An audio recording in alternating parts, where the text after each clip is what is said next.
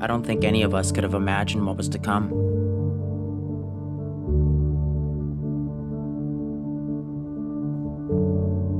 In the beginning, most of us probably thought 2 weeks and it's done. None of us could have imagined everything stopping. Our entire life stopped in an instant.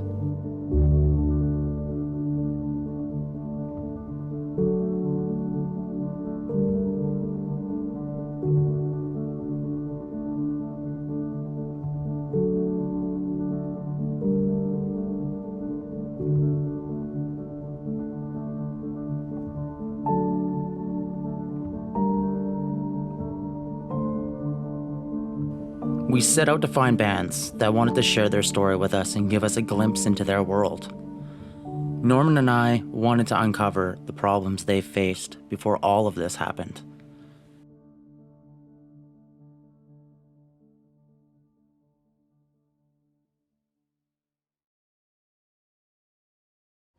Yeah, biggest hurdles before COVID, I'd say, were getting people's attention for shows and all that, and really like getting a community and building fan base and really getting in the scene. Getting people to come out to the shows, especially when you're not a band that has a really good time slot of Friday, Saturday nights, you know, and you're left performing on a during the week rotation. It was really difficult to get people out to the shows for sure.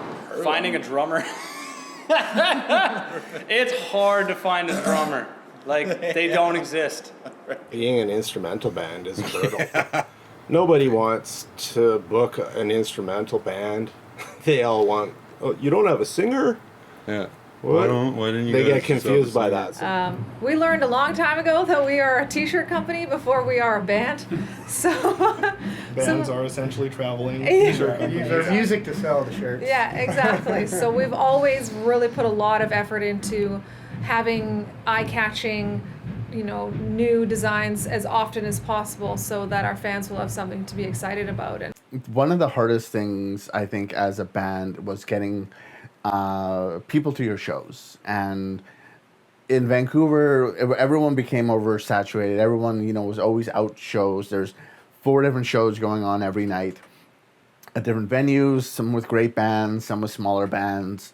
But it was just really hard to try and get, you know, your friends and your family and your fans out to each and every show, just because there's so much out there. And at times, you know, if you're not able to go out to a show, maybe you just wanted to relax at home, you know, maybe the bars just weren't your thing, and there just wasn't really a lot of alternatives to things. You know, there wasn't places where people could come and listen and bring their own stuff, you know, either bring their own booze or bring their own food or things like that. A lot of it was the venues, you know, where you have to go and spend money on booze, or you go and there's no food.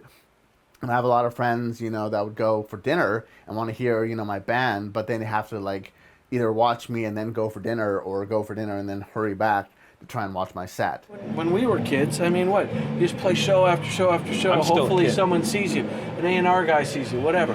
There's none of that anymore. There's no places to play shows almost anymore, right? It's just throw your stuff on social media. Can you get likes? Can you get follows? Can you get YouTube subscriptions? Can you get your product downloaded and streamed from Apple Music and Spotify? It's all online. I mean, so you've got to just be online. You got to be on every playlist, every internet radio show. You just got to get your music out there that way. And that's a whole 180 from where we were when we grew up coming up, and the bands that we idolized, how they got something, right? So it's a challenge for us. I mean, I'm not going to lie. We're a little bit older, but just a little bit. We had to create our own, like, boom. And that kind of came from just, like, good old-fashioned, God, I'm sounding old, like, hard work. Like, we printed off thousands and thousands of flyers, and I would spend pretty much every weekday, every weekend, going to the mall, going to high schools, handing out these bills, and making sure that every single person knew that the show that we were putting on, they knew about it. Like, that was my whole life. I did nothing else other than that, and I don't see that anymore. It's like a lot of just, like, Instagram, like, hey, we're playing tonight, come through. And it's just like, well, should I come through, or like, are you gonna put some work in? Before COVID, the problems would have been most like any other band would have had. Personnel management, PR, those kind of things, getting funds, right? Making, having money to do things like make videos and things. Also, the social media game. It's hard. It's really hard to keep up with the TikTok and all the different versions of social media there are right now. Our biggest hurdle, I would say, was getting the tour up and running and getting all that figured out pre-COVID. It took a lot of work. It was a lot of work. I was taking care of Canada. They were taking care of Europe. We had to get our grant stuff done, and it was like insane. It's so much paperwork. Being super meticulous about like all of our spending we're going to be doing and all that. You know, bands always are up against the same hurdles. It's finding band members that are just as motivated, you know, that they're all on the same page and all moving in the same direction. We were constantly losing bass players just because, one, living life on the road with no money sucks, and two, if we're not all on the same page, we It's like all being, want to, you know, to live this life. Being away too. Yeah. Some people just couldn't take the like being away. Yeah. Right? So even if like there was, you know, even if they were getting paid or whatever, but it's like, okay, you got to go away from your family and friends for a month and a half or more, and then fly all over the place. Some people just like aren't comfortable with that amount of travel and like living out of hotel rooms or in a van and stuff like that. So. And it sounds really inviting and enticing, and that's like what the life of a musician is. So you learn very quickly if you are someone that likes to tour or not. A lot of us were blindsided when the initial lockdown took place, leaving most bands to wonder, where do we go from here? This really tested the internal components of a band and its members. Was this going to be a make or break situation, or a time to push forward creatively?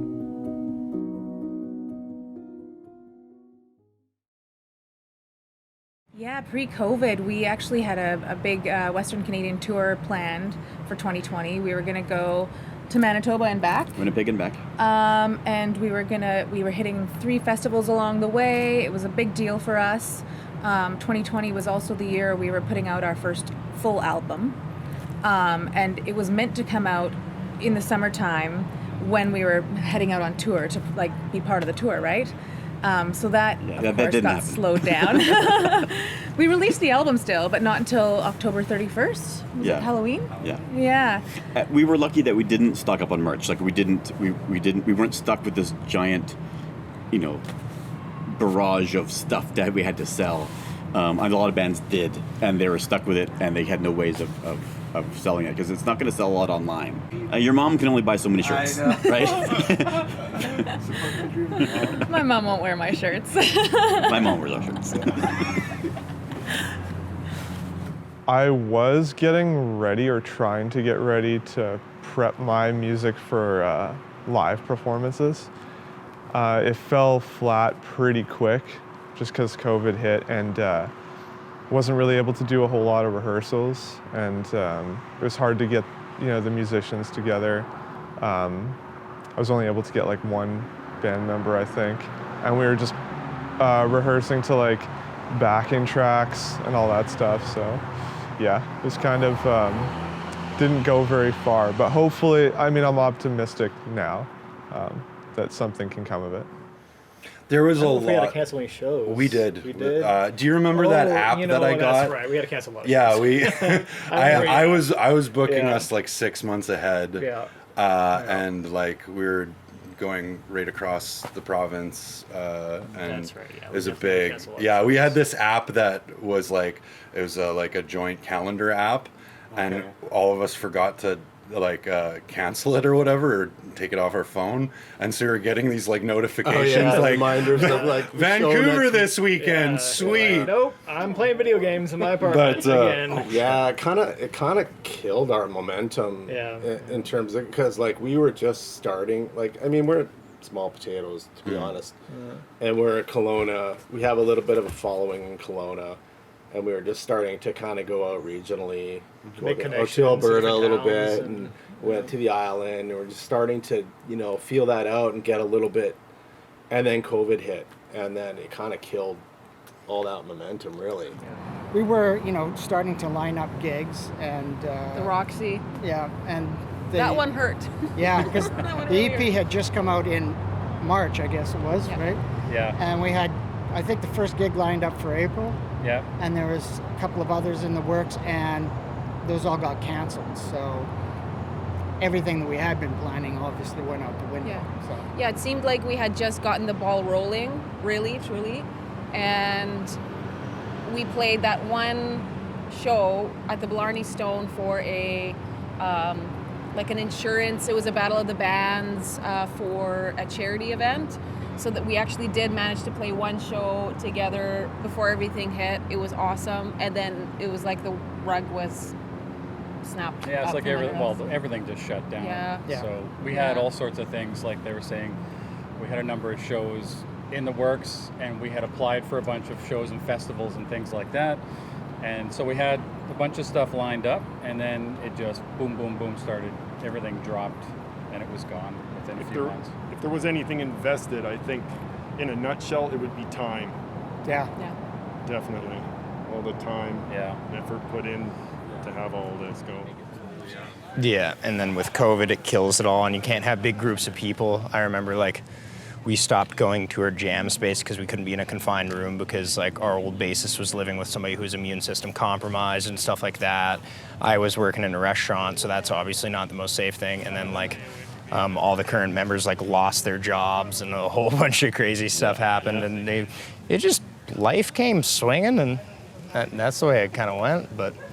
There was definitely, some, mental blocks and stuff because you just want to see your people, right? And it's hard because as humans, as individuals, we need that. Choosing who your circle was, it's so hard. Yeah.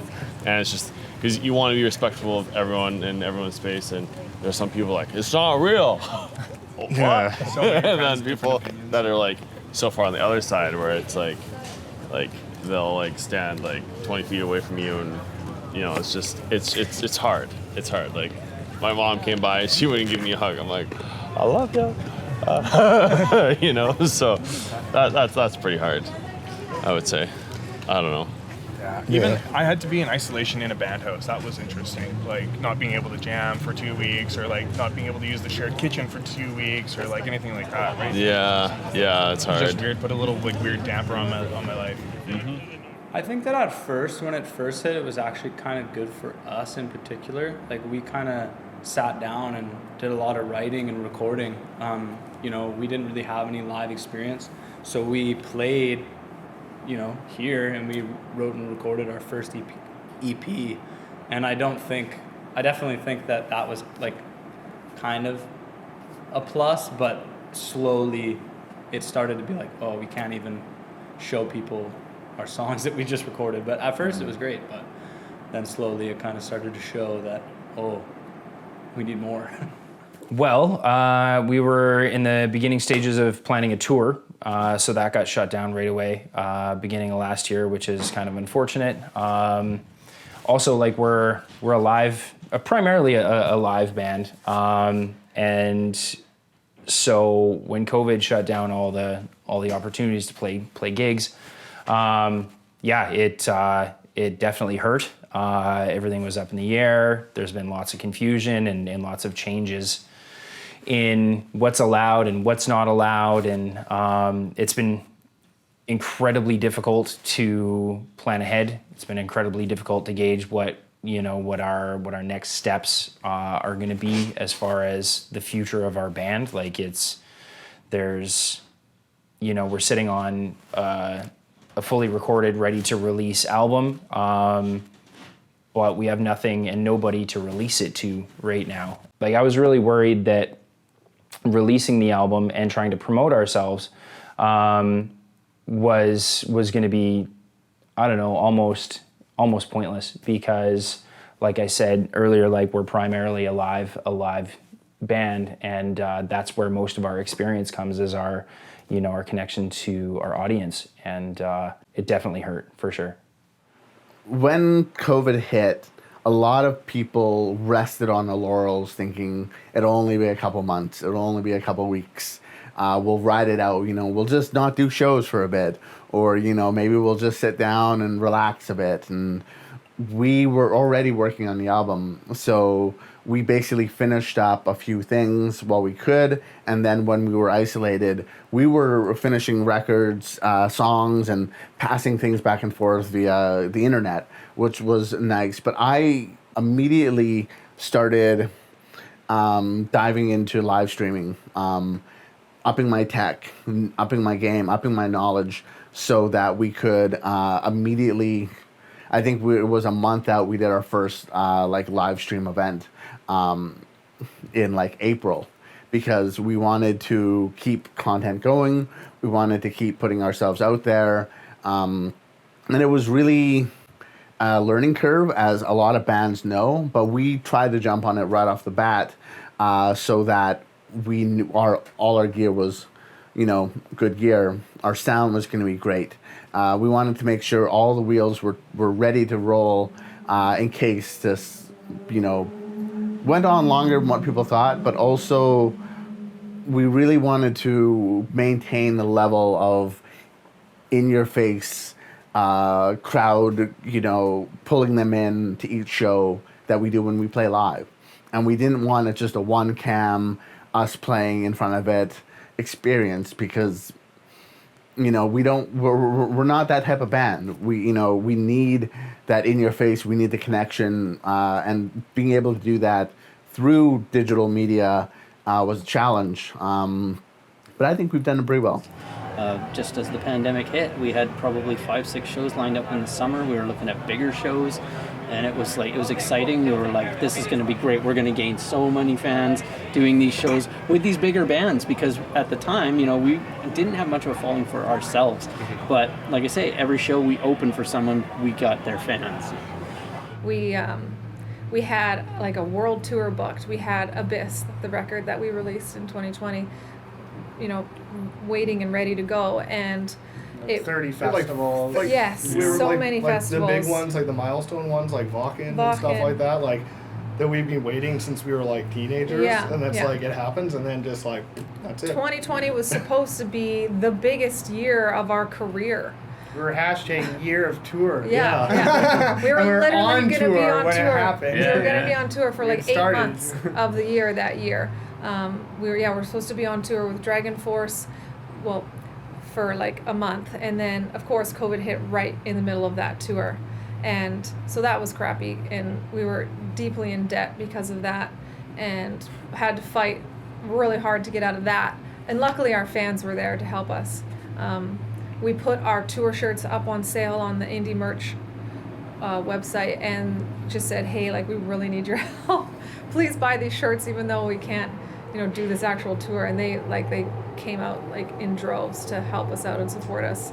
And then when I was looking at the numbers when we first came back, and I was kind of okay, we can do this. And there was just this definitive moment when I was we're not going to make it. I was we owe too much money for this tour that we didn't get to finish, right? Because you put a lot up before you go. Equipment and transportation and all the merchandise and all the crew. Everything is before you go. Yeah. So I just Grant was there. He was quarantining with us, and I just started crying on the couch. And they were like, "Whoa, what the hell? I thought we were okay." And I was like, "We're not going to be okay." But then we posted and said, hey, we're opening our PayPal link to anyone that donates will get this poster, because we had all these posters from tour, and seriously, it was just amazing what our fans did for us, and they saved us, absolutely 100%. When COVID hit, although it did kind of slow down the recording side of things, of people being in the studio, I felt like it made people record themselves a lot more. So I was more busy. It's which was crazy. But I think it's made people just think about things differently. And when you take away the live aspect of things, it makes it, I don't know, makes people think outside of the box. How can I get my music to people? How can I get my performance to people?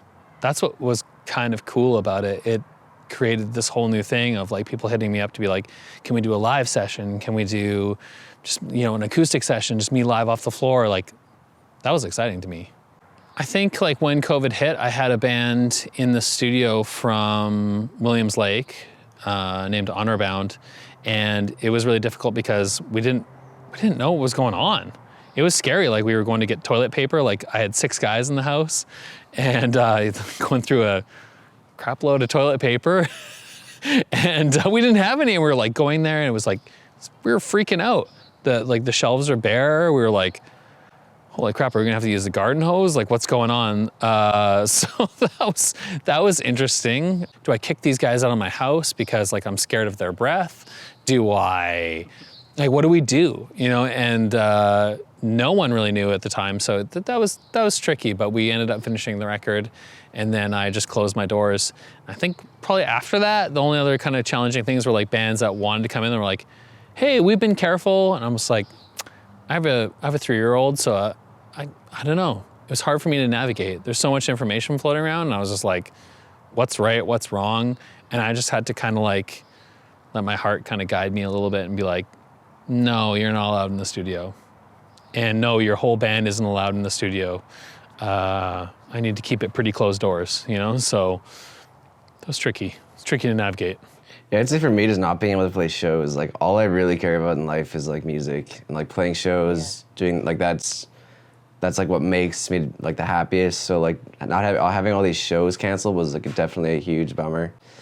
But on the positive side, we were able to focus really hard on like making our new album, which was awesome. So we had like no distractions really. We were all like, yeah, it was kind of like we can just all focus 100% on this. We don't have to worry about shows, touring, any of that, which is cool. In a way, not cool, but it's the silver lining, I guess, yeah. A lot of bands branched out in different creative outlets to keep relevant with their fans. What skills did they develop, and how has this benefited them moving forward as artists? During a time when there was no shows at all, what were we to do?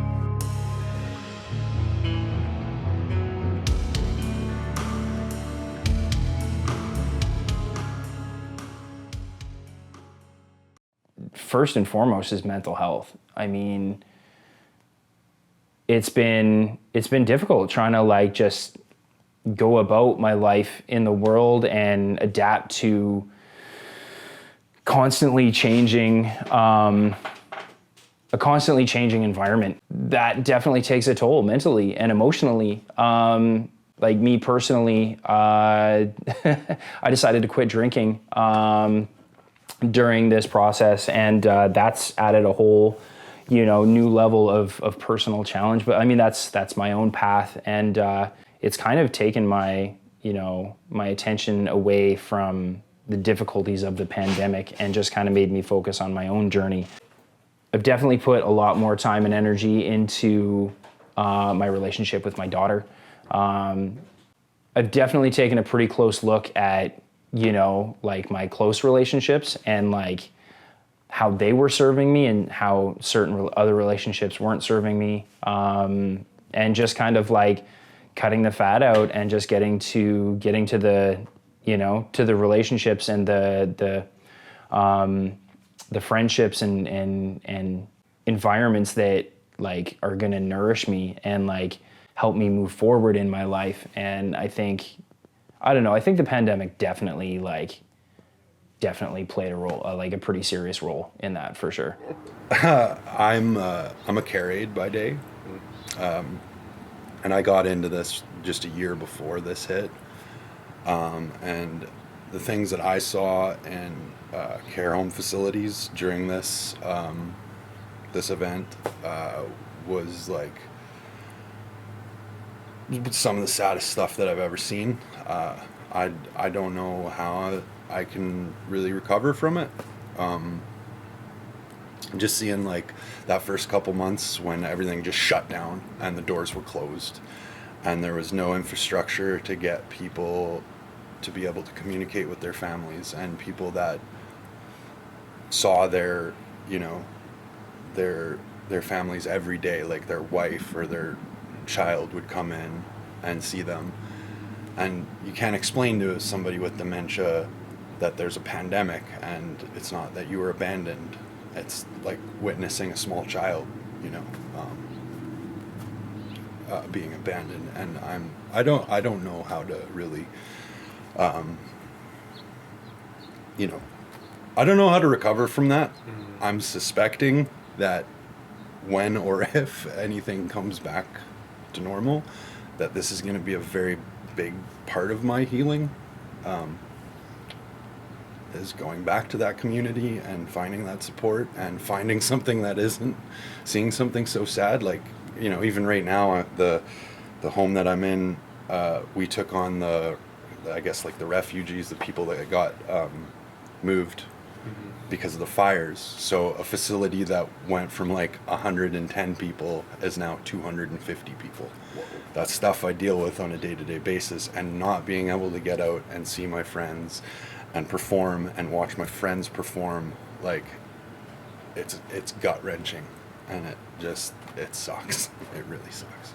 I'm just realizing what music means to us. You know, I think music's healing for us in different ways. So it's like I have trouble with the word healing, because like I went through this whole thing. Like, healing comes from that like virginal state where, you know, like we're supposed to go back to something that we were before, and there's no going back. Like, we're not coming back from. Yeah, I would say our healing scars. is like, could be defined as, you know, ridding yourself of trauma. You know, Yeah. that kind of trauma blockage. You know, Yeah, the blockage part. But I think like I need to integrate this for sure. Like, you know, what I've gone through in the past couple years. Like, I really don't like when people kind of put down kind of more aggressive music, because that's an outlet. Like, that's a healthy way to get those feelings out, is like getting on stage and being cathartic and angry if that's what you need to be, or just like physical, you know. And I need that so bad right now, and it's. I didn't realize how much I needed it until we jammed just recently. Really, we've only been starting to play together in the last couple months, and it was so like not relieving, but yeah, maybe relieving when we actually got together. It's like, didn't realize how much I actually needed that. Yeah, for musicians, like the only exercise you get is moving your amp or like on stage. So like I've gained like 40 pounds, you know, this whole time, you know. Yeah, it was a time. Yeah. That's for sure. Like, beginning of COVID, had like a big breakup, like lost my place, had a couple family deaths and stuff, and just like went for it. And then isolation, which actually probably made it better for me. I really worked on myself, worked on my craft as a musician, and like really like right after all that shit happened, I got the band name tattooed right on my arm, kind of thing. Like, I was like, okay, this is the only thing I have. Like, we're going in. And yeah, I ended up moving into a place that's like now our jam space kind of thing. Like, we jam in my living room and all that. The ceiling is very low, and I hit my head quite often. Yeah, no, I sit down. Yeah, it's brutal. Yeah.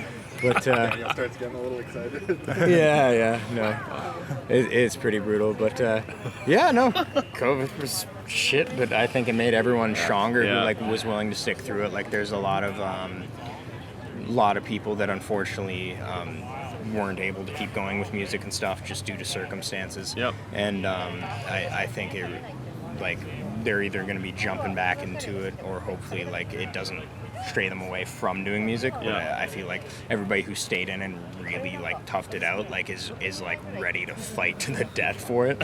Yeah, pretty much. But yeah, I don't know. Being alone and being isolated has never been new to me, but after months on end of not seeing friends and things like that, it really started to wear on me more than I thought. And now that things are opening up, I found that I'm more timid when I'm out and about. I interpret things differently within my mind and my body just can't handle all this. I went out for karaoke last weekend, and I found after maybe an hour there, I was exhausted. Felt like I'd run a marathon, and normally I could go for a full show, 4 hours, you know, front to back, and still go kicking. So it's been really wearing upon my psyche and my body, and just trying to figure out how to, how to go with that, how to allow that to happen without trying to force something. Because if you start forcing your body to do things, nothing ends well. There were moments where the isolation was actually kind of nice. I mean, I'd consider myself to be pretty introverted. It's kind of tough, I think a lot of people kind of have to bring their social skills back up to par, especially those who've really taken COVID super seriously and totally stayed isolated in their homes.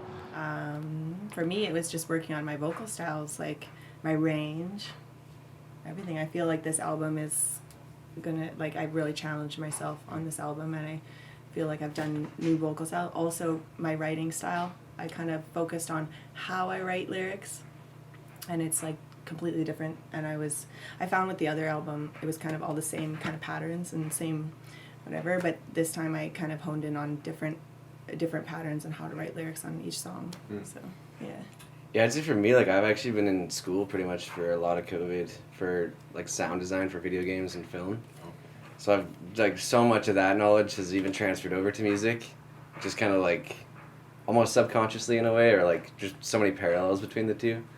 So yeah, as far as recording knowledge, just even composition, just developing a better ear, yeah, those have been huge things. Mm-hmm. Yeah. Well, I don't know if you'd call this a skill, but during COVID, we definitely all learned how to stream on Twitch. It was almost immediate. We got home from the failed Dragon Force tour, and immediately Andrew started a Twitch account and started streaming, and I was like, ooh, that's fun. So I was really loving being in on his streams, and we quickly met a lot of people that were fellow musicians that were it's a very small community on Twitch of musicians. So we got picked up right away by them. They kind of were just enclosed us in the fold. It was really awesome. And so then I started streaming as well. And then Grant started streaming. And we started a band channel, and we did a couple things for Abyss. When we released it, we did a Q&A and that kind of thing on there. So it's definitely saved us, that's for sure. I know when I first discovered Twitch, I was kind of oh, this is better than Netflix. And they're live, you can talk to them. There's artists you love on there too. Yeah. It's God, who was I watching? It was Patrick Rothfuss is on there. It was fucking Really? Darude Yeah. or something like that. I'm Talks, this is it's the guy that made humans. Sandstorm. I'm just in his chat, I'm watching it, I'm sick. I'm watching him make music. Yeah. Sweet. And then Totally. Gene Hoglan's Gene on there. Hoglan? I Very rated him a exciting. few times. It's Gene He's Hoglan. got the greatest foot cam that's He's gone. just kicking it. Yeah. Devin Townsend is on it and stuff, and it's man, I got you got a little window into your favorite artist world, There's their a- creative process. And There's stuff. It's really and cool. so many bands are on there now. It's just the growth has been insane of bands and musicians that are musicians out there in the world that have come to Twitch to to connect with their fans, because it was really the best way to do it. Facebook is garbage, falling apart. You can't connect with anyone. It's all spam and trash. And Instagram is bought by Facebook, so that's kind of falling apart now there as well. They don't know. They want to be TikTok. They don't know what they're doing.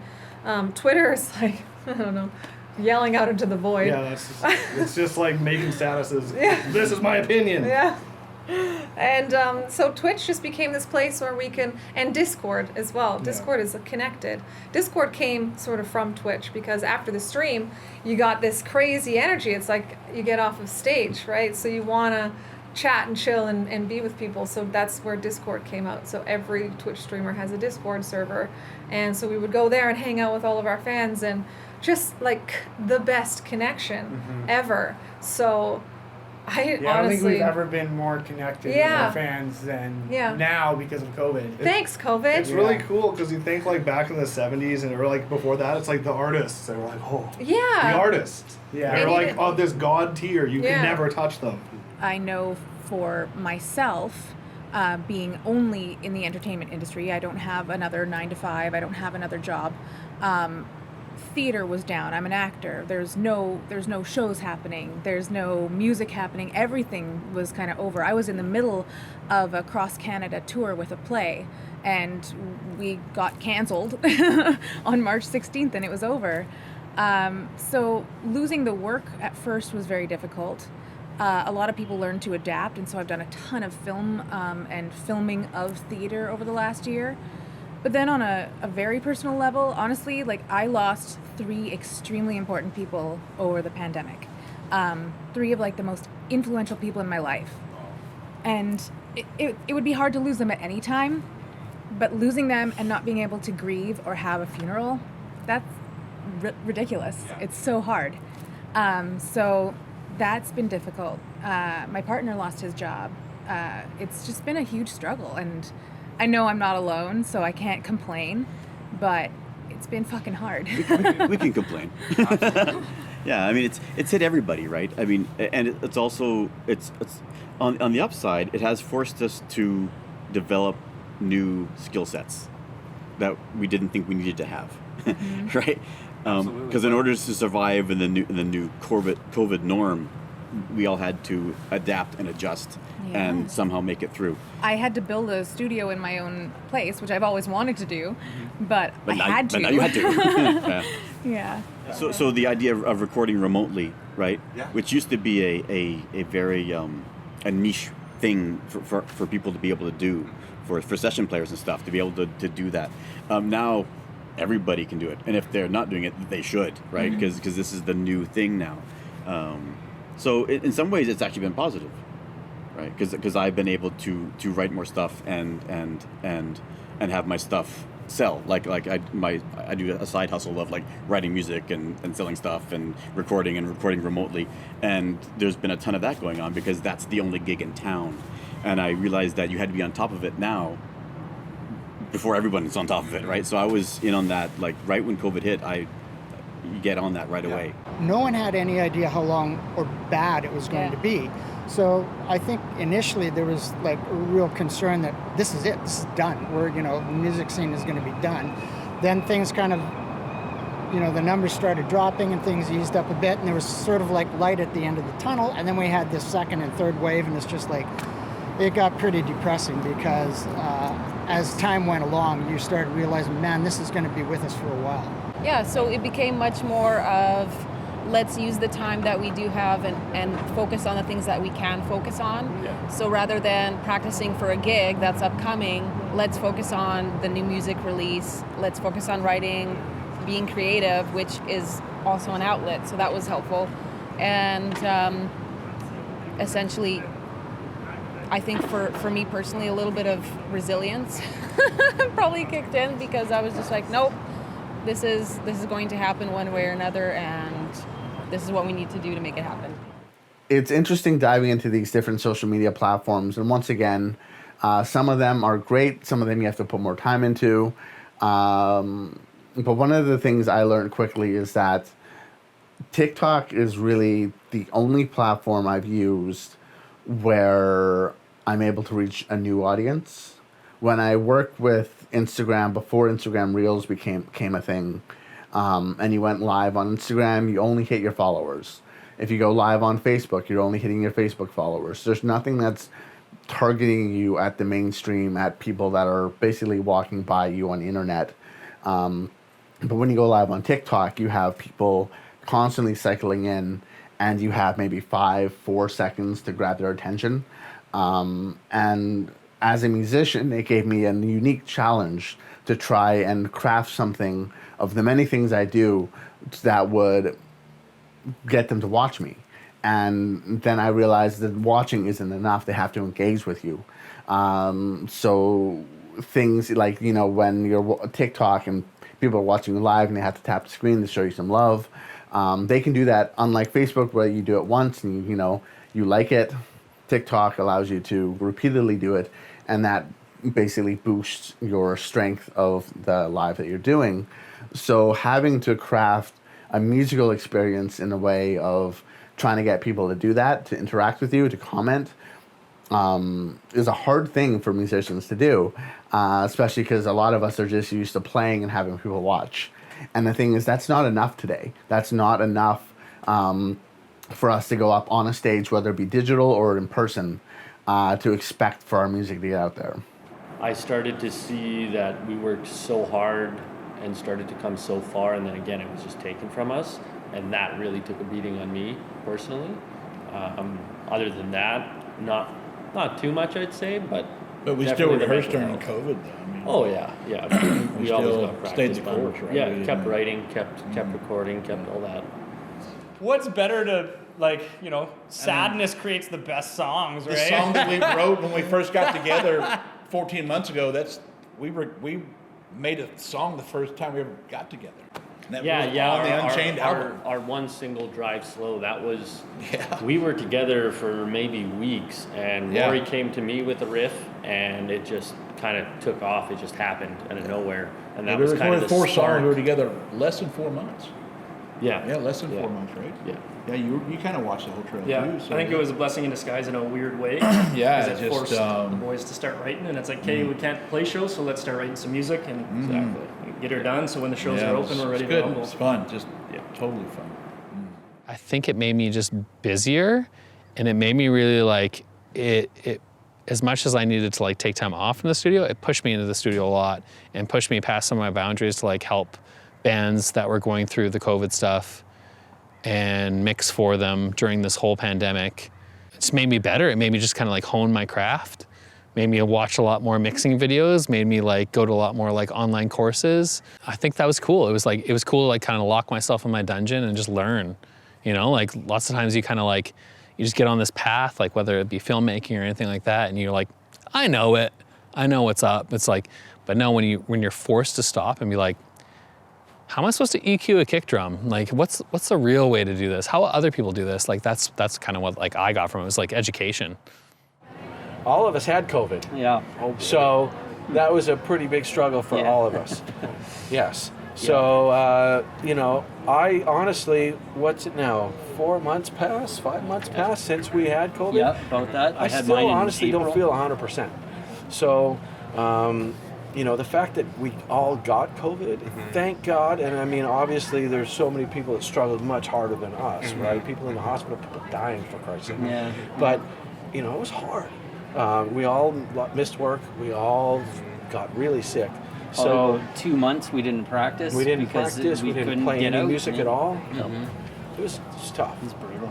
I got laid off from my day job right at the start of the pandemic, and it was a bit of a roller coaster, you know, emotionally, but it also afforded me a lot of time to write, and about a third of the new album was written in that time, and many songs after that as well. So I was off for about 6 months. So I actually, for the most part, really enjoyed it, and I've had actually kind of a different experience than a lot of people. A lot of people have had a lot of depression and miss people, and I do too. But I've used it to my advantage as much as I've been As far able as to, bands you know? go, we thrived through it. Yeah. I mean, other than missing practices and stuff, when we all came back together, Kim just bleh, here's an album. Let's do it. You know. And that's new music written, and we were ready to go again.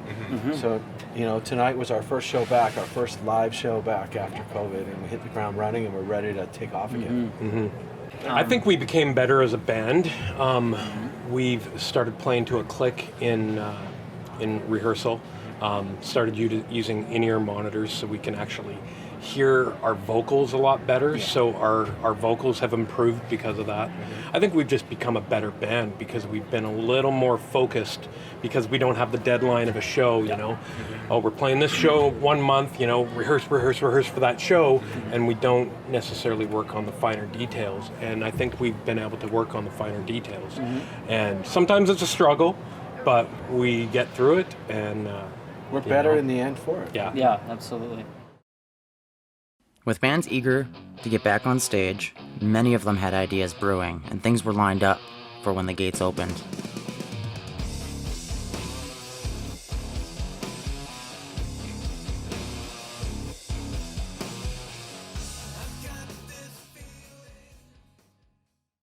Yeah, right now we've been like, I mean, we're just in the process of trying to find a new drummer.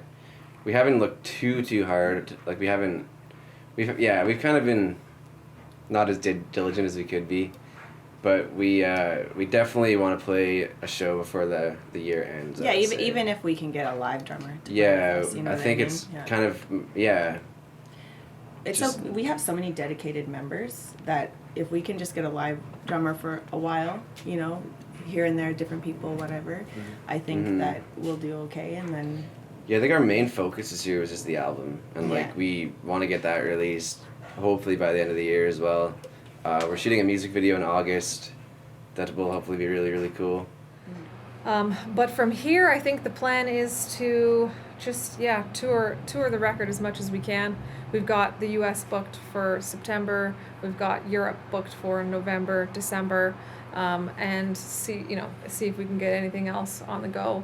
Australia, Japan, and New Zealand was back on the docket for October, but of course Australia has now closed their borders to the entire planet for the rest of the year, so that had to get tossed. So we'll see if we can maybe put that back on there. I mean, honestly, we're just going to kind of play it by ear and probably, I know it's weird, but probably just focus on writing new music now that Abyss is a year old and see what we can do. And now that we've won a Juno, next stop is the Grammy Awards.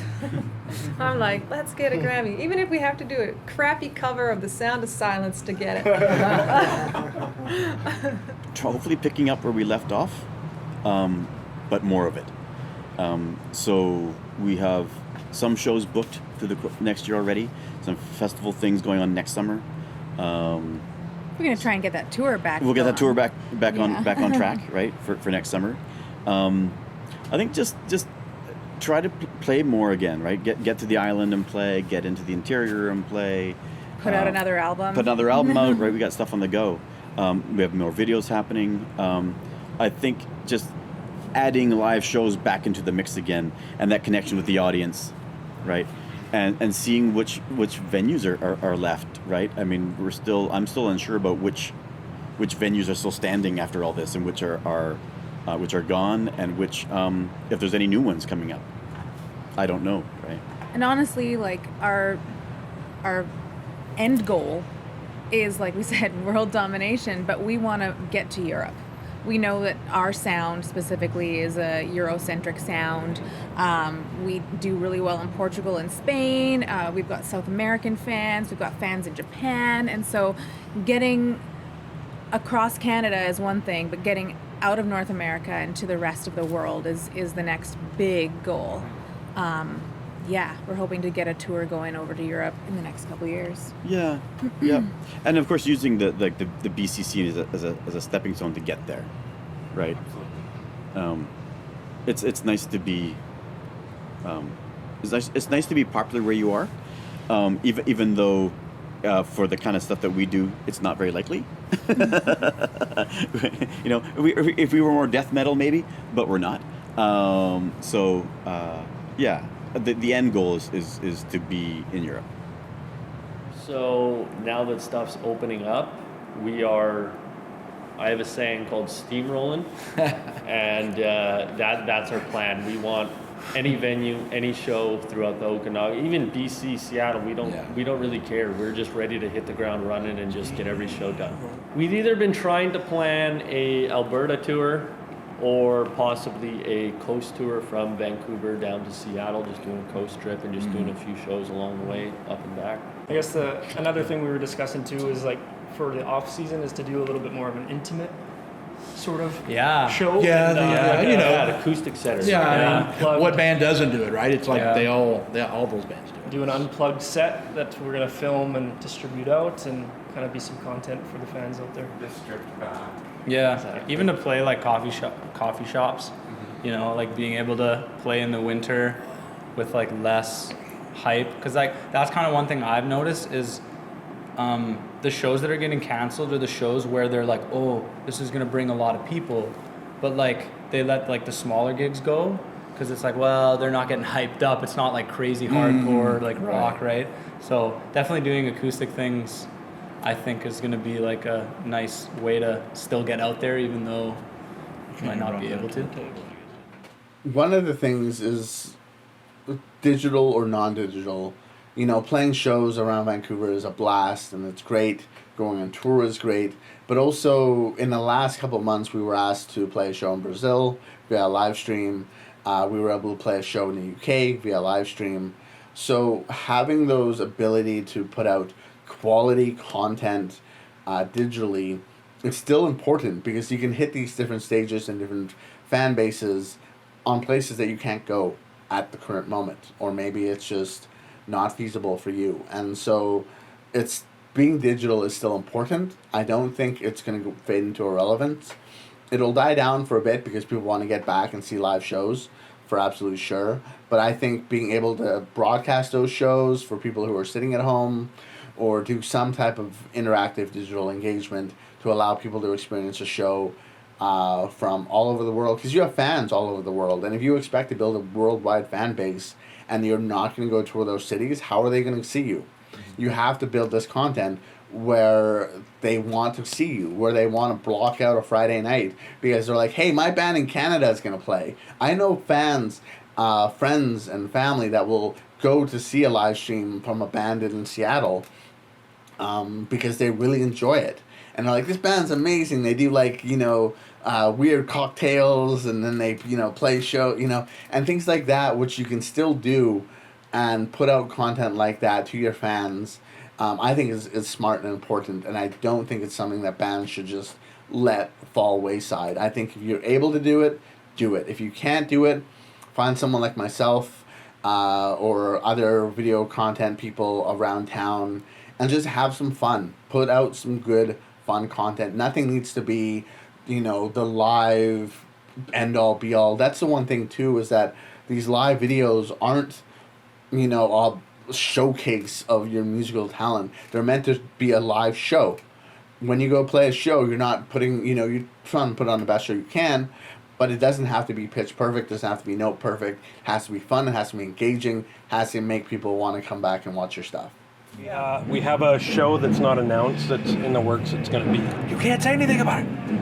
A show. It's going to be a show. Oh, it's going to be a show, though. Yeah, it's going to be a show. So, but yeah, play as much as we can, get as much product as we can on the internet, and hopefully, more people like you guys in this fantastic documentary. Oh, they're never going to hear that. We just got to get product out there. Hopefully people can see us and they'll go check out our pages, download our music, and the sky's the limit, really, at this point. Yeah, exactly. We shoot big. We shoot high. We've got a new tune we're just mastering at the moment, and it's going to be our single release hopefully in a month or so. And then this month we're going to start to work on some video and sort of putting together a package, getting some other people involved to help us along the way with the promotion and maybe some of the social media stuff, and sort of build a little bit of a team behind this release. And hopefully by the fall, we may start seeing some venues reopening and some gigs come along, because it's been a long wait to try and debut not only this coming EP, but the previous one that we weren't able to promote basically live. So we've got 2 EPs to put on stage basically, and so we're really hoping that there are going to be some live shows, festivals, and things like that, starting maybe in the fall and winter. I just want to get out in a van and meet some new people, and hang with my homies and just get out and have some fun and enjoy ourselves, because really, that's ultimately what this is all about. I'm in my mid to late 30s and I'm still doing this, and there's a reason I'm still doing this, is because I enjoy it. It's fun. It's a creative expression for me. I get to let out some energy, and I get to connect with people. And I think that's really what being a musician is all about, is just connecting with yourself and connecting with other people. And we've been building this for a really long time, and I'm really proud of how far this project has come, and I'm stoked that it's even still a thing. And so we're just gonna keep riding her till she's ridden. Play more live shows, or play some live shows of my own stuff, collaborate with people, because that's always super fun. Continue expanding my versatility, because I'm a huge fan of versatility. I like all kinds of music. But I guess metal's kind of where I lean a little more towards. It's a little more home for me. So doing a lot of that, keeping my practice regimens up whenever I can, and just trying to stay organized. It's a skill you learn pretty quick as a musician, I feel. You know, I think I speak for a lot of people when I say like COVID was definitely the era of like Uber Eats, McDonald's, you know? I kind of started to let my health physically slip a bit. So I'm trying to work on that a bit, especially for, you know, if I plan on touring, gotta stay healthy for that. But yeah, for reopening, like we just did a live stream recording with Live Acts Canada here. Today was kind of our first thing back, and like lots of venues have closed, unfortunately, which really sucks. Like the Astoria, the last show we played, like they closed, and that, like, I really dig that. Pub 340, that was another great one that I played. Yeah, I never got to play that one. I really wanted to. People are like, there's a thing. It's like you walk into 333 and it's like, oh, there's a PBR. Hey. Yeah. Magically. Yeah. Great underground venues. Yeah. But yeah, just playing shows. We're booked in for a show at the Rickshaw in October, which is really sweet. Yeah. We're trying to play some skate shop out in Abbotsford. Don't know if that'll go through. We want to hit the island, you know, your guys' neck of the woods, Kelowna. Like, we just really want to go for it too. I think what we really would ideally be a cool idea is just do a cool island, Vancouver, Abbotsford, Kelowna circuit. Yeah. Maybe go up north to a little, back to my neck of the woods, redneck country. Yeah, it'll be fun. It's just to re-engage the people, you know. Right? Yeah, I know. Get them fired up again. Yeah, definitely. Yeah, no, show everybody what the music's about. I think that's the big game plan. Yeah. Well, hopefully we start playing some shows, but you know, there's a big question mark right now with. Well, I'm excited about the new recording. We're gonna finish it up, making some music videos. We're gonna push it harder on the internets, get some people outside of Kelowna to listen to it. So I'm excited about that. There's the world that I can't help but think is we're doomed to exist in. But if I allow myself to be optimistic, recovery could be like a really inspiring thing. People have had a chance to realize that art is important, music is important, community is important. Being face to face and involved with people and your peers is important. So I hope that once I just imagine this scene, like we open back up, shows are back on, everyone's out. Everyone's so excited to be out of their house, hugging their friends, cheersing a beer with their friends while they're listening to some rock and roll music, and just appreciate it again, you know? To infinity and beyond, like to quote Buzz Lightyear, like I just want to like, I've always just started this business to help bands. Like I really like the aspect of engineering and mixing and mastering and making bands sound like the best them they can be. So I just want to hear more bands. I also, for like selfishly, just want to record more bands that I like, not just like the bands I'm like, yeah, I'll record you, sure. It's I'm more interested in like really helping those bands that have a spark and have like they really want to do it, you know what I mean? So that's what gets my rocks off is helping those kind of bands.